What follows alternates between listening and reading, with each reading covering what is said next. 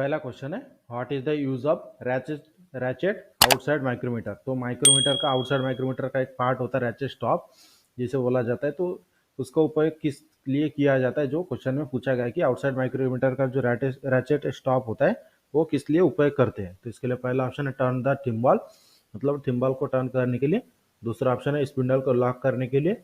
तीसरा ऑप्शन है correct the zero error, मतलब जीरो एरर को करेक्ट करने के लिए। या फिर चौथा ऑप्शन है इंश्योर द करेक्ट प्रेशर, मतलब एक लिमिट तक प्रेशर आने के लिए। तो जो क्वेश्चन में पूछा गया था कि आउटसाइड माइक्रोमीटर के रैचेट स्टॉप का क्या उपयोग है, तो इसका जो सही आंसर है option number D, ensure the correct pressure, मतलब सही दबाव सुनिश्चित करने के लिए। मतलब अगर इस ऐसे रैचेट स्टॉप या फिर ये लिमिट अगर नहीं दिया जाता है तो हर एक के साइज से अलग अलग साइज आता है माप लेने के बाद, जिसकी वजह से हर एक कोई भी ऑपरेटर अगर 2-3 ऑपरेटर माप ले रहे हैं तो सबका साइज एक ही आना चाहिए, इसलिए एक लिमिट के लिए रैचेट स्टॉप का उपयोग किया जाता है। Next question, what is the difference between the maximum limit of size and minimum limit of size. मतलब जो क्वेश्चन में पूछा गया है कि मैक्सिमम लिमिट ऑफ साइज और मिनिमम लिमिट ऑफ साइज के डिफरेंस को क्या कहा जाता है। तो इसके लिए पहला ऑप्शन है लिमिट ऑफ साइज, दूसरा ऑप्शन है बेसिक साइज, तीसरा ऑप्शन है टॉलरेंस, चौथा ऑप्शन है जीरो लाइन। तो जो क्वेश्चन में पूछा गया था कि मैक्सिमम लिमिट ऑफ साइज और मिनिमम लिमिट ऑफ साइज के बीच के डिफरेंस को क्या कहा जाता है, तो इसका जो सही आंसर है option number C, tolerance. Next question, what is the reason for providing buttress thread in carpenter vice. जो क्वेश्चन में पूछा गया कि कारपेंटर वॉइस में बटरस थ्रेड क्यों प्रदान किए जाते हैं। तो इसके लिए पहला ऑप्शन है फॉर बेटर अपियरेंस, दूसरा ऑप्शन है फॉर इजी यूज, तीसरा ऑप्शन है फॉर इजी मैन्युफैक्चरिंग और चौथा ऑप्शन है pressure act at one flank. तो क्वेश्चन में क्या पूछा गया था कि कारपेंटर वॉइस में बटरस थ्रेड का उपयोग क्यों किया जाता है। तो इसका जो सही आंसर है option number D, pressure act at one flank, मतलब दबाव एक किनारे पर कार्य करता है, जिस वजह से कारपेंटर वॉइस में बटरस थ्रेड का उपयोग किया जाता है। Next question, what is the name of the jig. तो स्क्रीन पर आपको एक जिग का डायग्राम दिखाया गया है। तो इस जिग को क्या कहा जाता है, जो क्वेश्चन में पूछा गया है। तो इसके लिए पहला ऑप्शन है प्लेट जिग, दूसरा ऑप्शन है चैनल जिग, तीसरा ऑप्शन है ट्रूनियन जिग और चौथा ऑप्शन है सैंडविच जिग। तो क्वेश्चन में क्या पूछा गया था कि स्क्रीन पर दिखाए गए जिग का नाम क्या है। तो इसका सही आंसर है option number C, trunnion jig. Next question, what do you mean by ATC preparation of part programming axis convention of CNC machine. Question में क्या पूछा गया है कि सीएनसी मशीनों के पार्ट प्रोग्रामिंग एक्सिस कन्वेंशन की एटीसी तैयारी से आपका क्या मतलब है। मतलब एटीसी का फुल फॉर्म क्या होता है, जो क्वेश्चन में पूछा गया है। तो इसके लिए पहला ऑप्शन है अल्टरनेट टूल सेंटर, दूसरा ऑप्शन है ऑटोमेटिक टूल चेंजर, तीसरा ऑप्शन है ऑटोमेटिक टूल चेकिंग, चौथा ऑप्शन है एक्सिलरी टूल चेकिंग। तो क्वेश्चन में जो पूछा गया था कि सीएनसी मशीन में जो ATC preparation part programming axis convention होता है, तो एटीसी का फुल फॉर्म क्या होता है। तो इसका सही आंसर है option number B, automatic tool changer. Next question, which method is use to lubricate the head stock in modern lathe. आधुनिक लेथ में हेड स्टॉक को लुब्रिकेट करने के लिए किस विधि का उपयोग किया जाता है। तो इसके लिए पहला ऑप्शन है वीक फीड, दूसरा ऑप्शन है ग्रेविटी फीड मेथड, तीसरा ऑप्शन है स्प्लैश लुब्रिकेशन और चौथा ऑप्शन है ऑयल पंप मेथड। तो क्वेश्चन में क्या पूछा गया था कि आधुनिक लेथ में हेड स्टॉक को लुब्रिकेट करने के लिए किस विधि का प्रयोग किया जाता है। तो इसका आंसर है option number D, oil pump method. Next question, what will happen if the threading tool is set below centre height.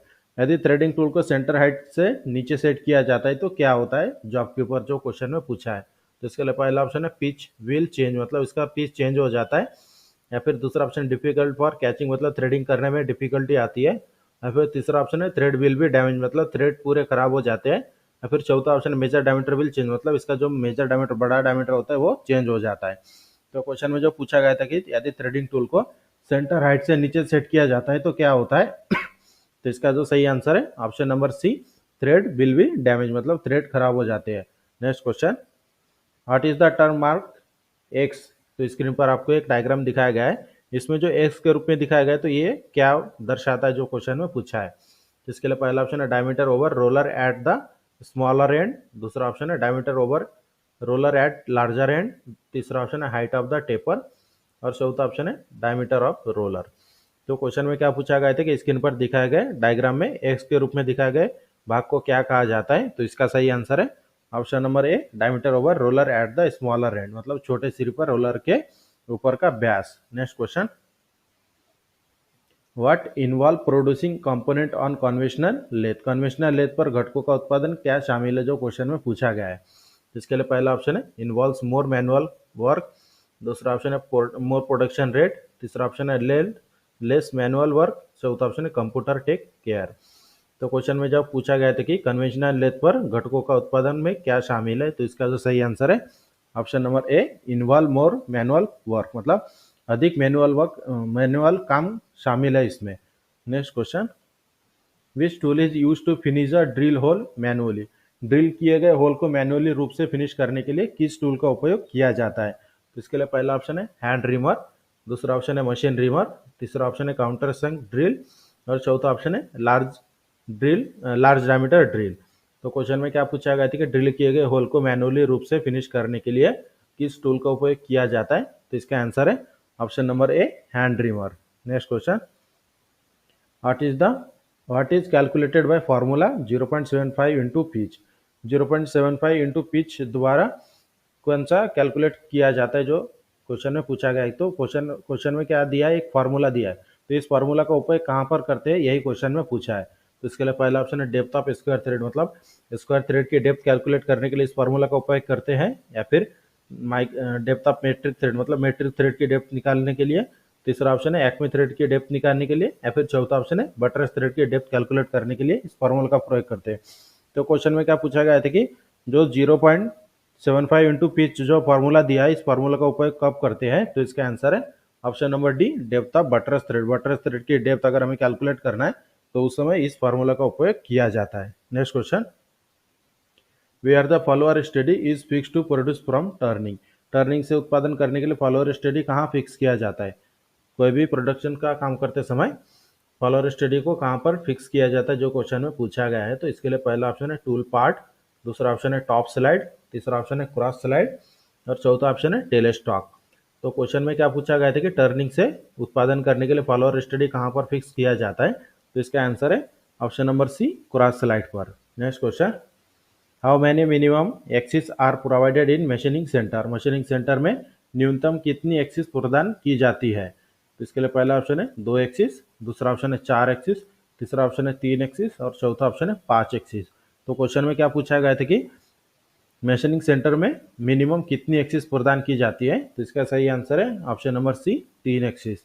Next question, what is the purpose of the square portion provided on the shank of the reamer, क्या question में पूछा गया कि reamer के शांक में जो square वाला भाग होता है ये क्यों प्रदान किया जाता है रिमर पर, जो क्वेश्चन में पूछा गया है।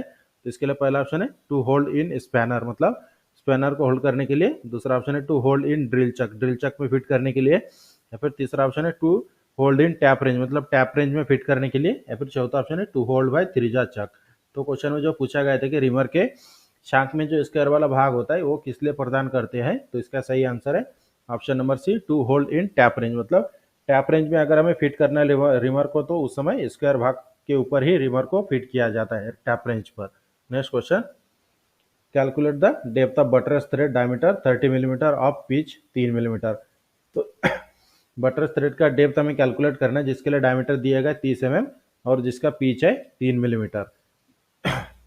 इसके लिए पहला ऑप्शन है 1.25 मिलीमीटर, दूसरा ऑप्शन है 1.5 मिलीमीटर, तीसरा ऑप्शन है 2.25 मिलीमीटर और चौथा ऑप्शन है 3 मिलीमीटर। तो जो क्वेश्चन में पूछा गया था कि बटरस थ्रेड का डेप्थ कैलकुलेट करना है, तो इसके पहले हम क्वेश्चन में देख चुके हैं कि फार्मूला कौन सा यूज करते हैं। तो इसका जो सही आंसर आता है ऑप्शन नंबर 3 2.25 मिलीमीटर। तो जो बटरस थ्रेड का डेप्थ कैलकुलेट करने का फार्मूला है 0.75 इंटू पिच, इनका कैलकुलेट करने के बाद ये साइज आता है, मतलब जैसे मान लीजिए कि 0.75 को मल्टीप्लाई करना है 3 mm से, तो इसका मल्टीप्लिकेशन आ जाता है 2.5 mm। Next question, calculate the RPM spindle if cutting speed 120 metre per minute and diameter of the job 50 millimetre. तो हमें कैलकुलेट करना है स्पिंडल की स्पीड, जिसके लिए हमें कटिंग स्पीड दिया है 120 मीटर पर मिनट और जॉब का डायमीटर है 50 मिलीमीटर। तो सबसे पहले ऑप्शन और आंसर देखते हैं, उसके बाद एक्सप्लेनेशन आपको बताएंगे कि किस तरह से कैलकुलेट करते हैं। तो सबसे पहला ऑप्शन है 500 आरपीएम, दूसरा ऑप्शन है 764 आरपीएम, तीसरा ऑप्शन है 856 आरपीएम और चौथा ऑप्शन है 975 आरपीएम। तो इसका आंसर आता है ऑप्शन नंबर बी 764 आरपीएम। किस तरह से आता है, तो यहाँ पर आप देख सकते हैं एक्सप्लेनेशन में सबसे पहले हमें फॉर्मूला आरपीएम का अप्लाई करना है। फॉर्मूला होता है cutting speed into 1000 divided by पाया इंटू डी। तो इसके लिए जैसे कटिंग स्पीड हमारे पास दिया है 120 और इसका जो फॉर्मूला में वैल्यू है 1000, उसके बाद डिवाइडेड बाय पाई की वैल्यू होती है 3.14 और डायमीटर दिया है 50 mm। तो इसका कैलकुलेट करने के बाद मल्टीप्लिकेशन करने के बाद इतना साइज आता है और इसे डिवाइडेशन करने के बाद इसका आंसर आ जाता है 764। Next question, which letter represented the basic hole? कौन सा अक्षर बेसिक होल का प्रतिनिधित्व करता है? तो इसके लिए पहला ऑप्शन है स्मॉल एच, दूसरा ऑप्शन है कैपिटल एच, तीसरा ऑप्शन है बी एच, चौथा ऑप्शन है कैपिटल बी एच। तो क्वेश्चन में क्या पूछा गया था कि which letter represented the basic hole? तो इसका सही आंसर है option number B capital H. Next question, which tool is rotate in clockwise direction both when cutting and when withdrawing? कौन सा टूल कटिंग करते समय और ड्राइंग करते समय क्लॉकवाइज दिशा में घुमाया जाता है? मतलब जो क्वेश्चन में पूछा गया कि किस टूल से हमें जो कटिंग करते समय भी क्लॉकवाइज घुमाते हैं और उस कटिंग टूल को निकालते समय भी क्लॉकवाइज घुमाया जाता है, यही क्वेश्चन में पूछा है। तो इसके लिए पहला ऑप्शन है डाई, दूसरा ऑप्शन है फाइल, तीसरा ऑप्शन है रिमर और चौथा ऑप्शन है हैंड कैप। तो क्वेश्चन में क्या पूछा गया था कि कौन सा कटिंग टूल है जो कटिंग करते समय क्लॉकवाइज घुमाया जाता है और उसे बाहर निकालते समय भी क्लॉकवाइज ही घुमाया जाता है? तो इसका सही आंसर है ऑप्शन नंबर सी रिमर।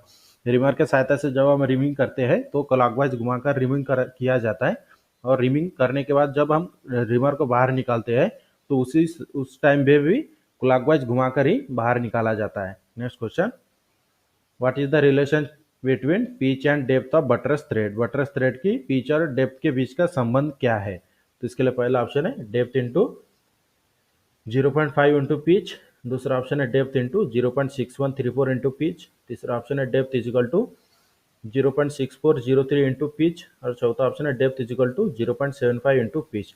तो डायरेक्टली क्वेश्चन में क्या पूछा गया कि अगर हमें बटरस थ्रेड का डेप्थ कैलकुलेट करना है तो फॉर्मूला कौन सा यूज किया जाता है? तो इसका सही आंसर है option number D, depth is equal to 0.75 into pitch. Next question, what is the surface roughness symbol mark as X? तो स्क्रीन पर आपको एक सरफेस रफनेस का सिंबल दिखाया गया है। तो इसमें जो एक्स के रूप में ये जो भाग आपको दिखाया गया है तो इसका मान क्या होता है, इसका वैल्यू क्या होता है? तो इसके लिए पहला ऑप्शन है रफनेस वैल्यू, दूसरा ऑप्शन है सैंपलिंग लेंथ, तीसरा ऑप्शन है मशीनिंग अलाउंस और चौथा ऑप्शन है डायरेक्शन ऑफ ले। तो क्वेश्चन में क्या पूछा गया था कि स्क्रीन पर दिखाया गया सरफेस रफनेस का सिंबल में एक्स के रूप में दिखाया गया, इसका मान क्या होता है? तो इसका सही आंसर है option number C machining allowance. Next question, which surface is finished by honing? किस तरह की सरफेस होनिंग की द्वारा की जाती है? तो इसके लिए पहला ऑप्शन है एक्सटर्नल सिलिंड्रिकल सरफेस, दूसरा ऑप्शन है इंटरनल सिलिंड्रिकल सरफेस, तीसरा ऑप्शन है both external and internal surface या फिर चौथा ऑप्शन है फ्लैट सरफेस। तो क्वेश्चन में जो पूछा गया था कि होनिंग के सहायता से कौन से सरफेस के ऊपर होनिंग किया जाता है? तो इसका सही आंसर है option number B internal internal cylindrical surface. मतलब कोई भी जो गोलाकार होता है इंटरनल होल के अंदर ही होनिंग किया जाता है। Next question, what is the name of the part mark X? तो स्क्रीन पर आपको एक रिमर का डायग्राम दिखाया गया है और रिमर के डायग्राम में जो एक्स के रूप में इस भाग को दिखाया गया तो इस भाग का नाम क्या है? तो इसके लिए पहला ऑप्शन है वीबल लीड, दूसरा ऑप्शन है टेपर लीड, तीसरा ऑप्शन है लेंथ ऑफ स्क्वायर, चौथा ऑप्शन है बीवेल लीड लेंथ।